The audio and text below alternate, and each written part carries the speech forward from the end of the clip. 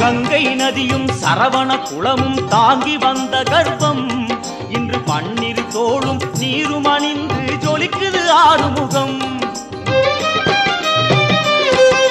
மாங்கனி கோபம் பழனி மலை மேல் முடிந்ததையா, காவடி ஆட்டம் அந்த மலை மேல் பிறந்ததையா. வேல் வேல் முருகா பாவா முருகா, வேல் வேல் என்றால் வேலும் மயிலும் துணையாய் தோன்றிடுமே. பாவா முருகா என்றால் தெய்வம் ஓடோடி வந்திடுமே, குலம் வாழ செய்திடுமே. முருகையா கந்தையா துணையாய் தோன்றி